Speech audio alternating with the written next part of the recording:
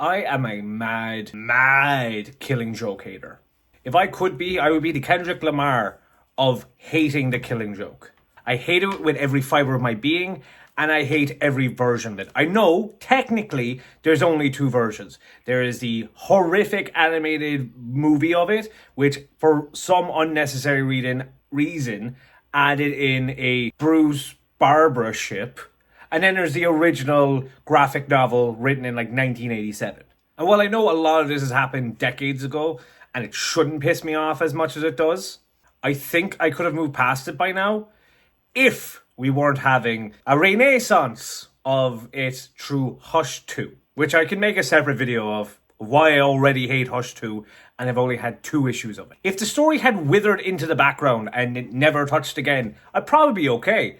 But unfortunately, DC have to bring it back for some goddamn reason. And for context, the original version was not supposed to be part of continuity.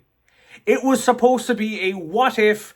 It was supposed to be an Elseworld story. It was not made to be in canon. A lot of this could have been widely ignored, but alas, we are not allowed to have nice things. And let's not pretend like we don't know what The Killing Joke is about. Let's not lie to ourselves that we don't know what happens in this story. I will, however, make references just for the simple fact that there were certain things about this story that even I wasn't fully aware of. Again, the mere concept of Batman sitting in a room with the Joker going, I think we're just going to keep going around the same circle. Either you'll kill me or I'll kill you. But it doesn't have to be that way. Like, no, it doesn't. Sorry, Bruce, it doesn't. He could actually face consequences for his crimes. Like, that could be an option. You could get the electric chair and die, right? He could get lethal injection and die. He could be locked away forever in a facility that is designed to keep him locked away for all time. But then that story wouldn't be interesting. He's committed several different crimes. Who gives a fuck if he dies? Really? Like, at what point does he not deserve death? At what point does the character not deserve to be killed off for at least a few years? If you have to bring him back years down the line. Not whenever the plot suits it. Like, he is an absolute monster who's murdered men, women, and children. He has committed war crimes. And a few months after this story was written is Death in the Family, where not only did DC think it was a really good idea to make him the ambassador to Iran, but they also had him lure a small child. I say small, like he was a child nonetheless. Lead a small child into a warehouse where he brutalizes him with a crowbar and kills him by blowing him and his mother up in a warehouse. Because obviously Joker does what he does, which sparks this whole fucking story. And I had to consult with my friend DC Oracle to figure out more context for this stuff, right? At this point, Barbara was semi-retired. At the age of 17, right? Going off, doing her own life, enjoying herself. Where Joker just escapes prison, because that's what he does. He goes to Barbara's house, shoots her point blank in the stomach, to the point that she falls through a glass table and goes immediately into shock. Why? DC editorial thought, okay, this is fine. To have this happen to Barbara, they could have done this to any other character. They did it to a minor. A female minor, who at this point wasn't even Batgirl. Not even full-time. She was doing her own thing. But they were like, no, bang. And if it had just been that, it had just been a case that she was shot and she was left paralyzed. That's where this story probably could have been fine. Especially if we're taking it out of continuity. But no, DC have to push the envelope. They have to push the envelope by removing her clothes and sexually assaulting her. Taking intimate photos of her while she's in shock, while she cannot react, while she cannot defend herself in her own home. And it's not like Joker's by himself. He has his goon squad, and they are also participating in this. They sexually assault her, they violate her, and for what? To quote Joker, nothing personal, my dear. This is really all for Batman's benefit. But really, it's not even for Batman. This is torture porn. Not only that, but they sexually assault Jim Gordon too. They remove his clothes, they force him into a gimp suit, and then they force him to look at the intimate photos of his daughter being sexually assaulted as well, in an attempt to push him over the edge, because Joker's whole shtick is, all it takes is one bad day. That's bollocks. That's pure bollocks. And I hate this argument that DC fans come up with. Oh, it was all about meaning or whatever. This is not that. And it doesn't take just one bad day. Anyone who's had one bad day will tell you, they don't go, do you know what I'm going to do? I'm going to shoot a minor. I'm going to sexually assault her. And I'm going to sexually assault her father. And I'm going to make him look at how I sexually assaulted his daughter. If you're one of those people who thinks, oh, it wasn't that big of a deal, don't be around women. Or don't be around anyone in general. I don't think anyone's safe with you. And again, the tiresome old argument, oh, but villains are going to villain. And what they're supposed to be is fictional. Let's take, for instance, Joker turning all the fish into like a Jokerized version of himself, right? That's fictitious. That can't actually happen. Or Mr. Freeze turning the entire city of Gotham into like an Ice Kingdom, fucking Frozen style, right? Fictitious, can't happen. Breaking into someone's house, shooting them and sexually assaulting them does happen. It happens today. It happens all across the country. In Ireland, in England, America, across the planet. Sexual assault, violence towards children, and breaking into someone's home to then assault them are all real things. They're not fictitious. They're not something that is only made up in the movies. This shit actually happens.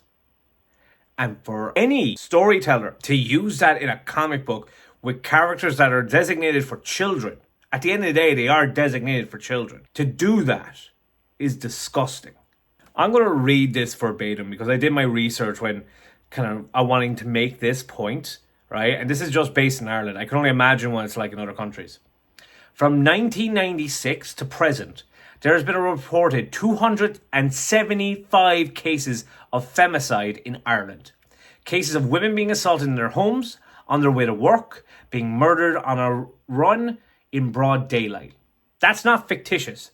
That shit has happened. And in like an even closer to home element to this, a lad I knew growing up, when we were in like single digits, grew up somewhere else, he moved away, and now he's on trial for murdering his girlfriend last year in August. I remember being in work and someone going, hey, did you hear about blank? I was like, no. I was like, yeah, he murdered his girlfriend. That shit happens. And yes, people murdering their girlfriends can happen in fictitious stories too. The lengths that this story went to was so unnecessary, and the fact that it's being brought back up constantly after being retconned several times is a failure on the part of the writers. In stories like The Arkham Knight, in Young Justice, fuck it, even the Harley Quinn show, right? And Batgirl in the 2011 run, they have all managed to retcon the Killing Joke of how Barbara became Oracle, right? And a fun fact, depending on who the writer of the story was, the writer, if they were female, when trying to retell the act, would always have Barbara clothed, have something covering her, so she isn't as vulnerable as she is when the thing is happening, right? Because you don't need to constantly bring it up. An educated audience who even know a fraction of what it's about will know what's going on. When it's a male writer, well, you know what I'm going to say. You know what I'm going to say. Now, what happened at the end of Killing Joke? Well, this is what most people like to bring up because it's the most common thing that they like about it. The idea of Batman and Joker having a laugh together and just being like, wah, and then a sound of a snap, which is supposed to be allude to do if Batman killed him or not. He doesn't, obviously, because DC had to make it canon. What happens? Joker gets out of Blackgate. 2 months later, he's in Iran. He's selling weapons. He kills Jason and then becomes the ambassador to Iran. Woo! And more fucking stories involving that fucking incel clown. You know, when Batman arrests Penguin, he loses his property. When Mr. Freeze gets arrested, he loses access to resources that he could use to save his wife's life. Ivy loses control over her plants, right? What does Joker suffer? When he's put in confinement, when he's locked away, what does he suffer? Absolutely fucking nothing. You can break every bone in that man's body. You can break and knock every fucking tooth out of his head. He won't suffer a damn crime. Because he knows he will get out later and repeat his behaviour. Does he suffer anything other than losing time? No. He sits and waits and he plots for next horrific crime. How can he top himself? How can he make the joke just that little bit more funny? Batman's whole shtick is that heroes don't kill and that everyone can be redeemed. I would agree if it wasn't the Joker in question. You see, the Joker cannot be redeemed. He just can't. Redemption comes from people who want to be better. That has never and will never be Joker's shtick. Because to him, he's perfect. Doing what he loves, pissing off the bat, causing anarchy every which way he can. And DC has a horrible problem, which is profiting off this licensed torture porn decades after it was released, with cover art on posters and t-shirts that are still selling today, that people are still buying. And I don't blame people for just, seeing something, they see a famous title and they just want to buy it. I get that. Fuck it. There was a time where I replicated this photo when I was a Joker fan, because I was more of a Batman fan rather than knowing the full details of DC Comics, right? I was one of those people. But I've done my research. I've looked more into it. And I've had people smarter than me, more educated than me, to be able to point this shit out to me to where I go, okay, I can fucking understand this now. I can see why people have this problem. And now I have this problem with it. This story was released in 1987. And it is 2025. There are such better, edgier stories that we could write and we could tell. This is just horrible. Why we're bringing Hush 2 in the world, that's a different argument for a different video. But why the fuck does it have to reference this horrific story? Oh, you're getting bent out of shape over a couple of panels. You're damn fucking right I am. You're damn fucking right I am. And you don't have to agree with me. You don't have to like it. This is why I hate it. This is why I hate it. Notice how Barbara isn't covered up, by the way. Notice how we see a direct impact on Jason's face with a crowbar. Tell me that's not torture porn. You can, and I know you will. It's not going to change my outlook on it. Again, anyone who's overlooked these issues with the Killing Joke, I don't blame you. I was no better. I read this story. I used to think this story was good. I now know for a fact it's horrific, and I hate it. If this video made you think for a second that I liked it, I can't help you. Realistically, you're probably a dude who just wants edgy content because everything seems censored nowadays, which it isn't.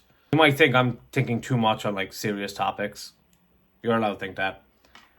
However, after going through all of this and talking about these issues, are you still able to overlook it? I can't. I'll never be able to look at that story the same way again. And I stopped even entertaining the idea it was a good story several years ago. Trying to use the reference of Killing Joke, that a joke that still isn't funny, is a sad and overall disturbing use of fridging women in comics. All in an attempt to motivate the hero. Nothing personal, my dear. This is all for Batman's benefit. If a hero needs a woman and or a child to be brutally victimized to be motivated, I don't think they're a very good hero. Do us all a favor, DC. Drop this bullshit and write something good for a change.